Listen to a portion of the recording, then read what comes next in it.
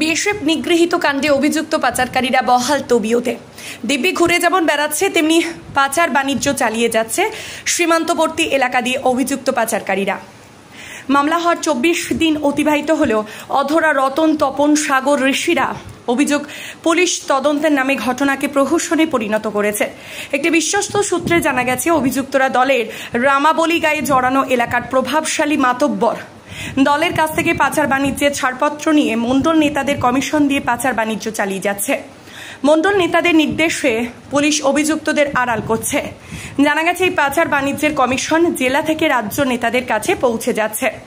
অর্থপিপাসু শাসক নেতাদের আশকারা পেয়ে অবশেষে যারা দিনরাত সীমান্তে পাহারা দিয়ে সর্বস্তরের জনগণকে নিরাপত্তা দিতে সদা সচেষ্ট, সেই বিএসএফের ওপর হামলা করতে তাদের হাত কাঁপছে না।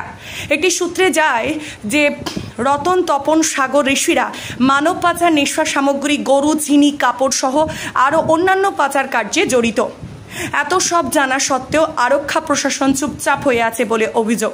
শুভবুদ্ধি সম্পন্ন জনগণের অভিমত, পুলিশ সঠিক সময়ে অভিযুক্তদের আটক করে জিজ্ঞাসাবাদ চালালেই এই পাচার চক্রে জড়িত তাদের জালে তুলতে সক্ষম হতো।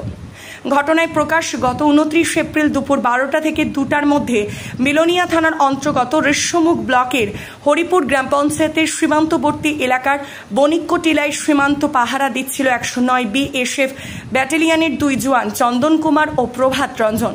সীমান্ত পাহারা দেওয়ার সময় ভারতীয় সীমান্ত দিয়ে কাঁটাতারের বেড়া দিয়ে ট্রাক ভর্তি চিনি বাংলাদেশে পাচার করছিল।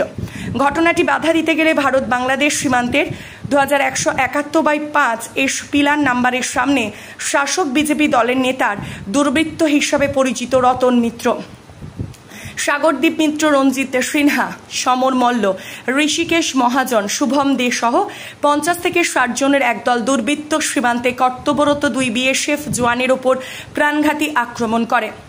ঘটনার খবর পেয়ে তৎক্ষণাৎ বিওপি থেকে বিএসএফ আধিকারিক সহ অন্যান্য বিএসএফ জওয়ানরা ছুটে গিয়ে দুর্বৃত্তদের হাত থেকে আহত বিএসএফ জওয়ানদের উদ্ধার করে ঋষিমুখ হাসপাতালে নিয়ে যায়।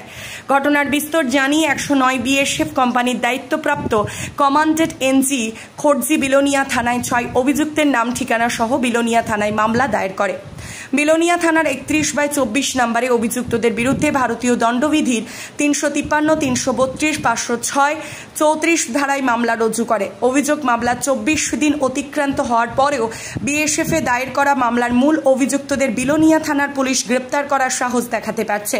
পুলিশের ভূমিকায় তীব্র ক্ষোভের সৃষ্টি হয়েছে বিএসএফ জওয়ানদের মধ্যে।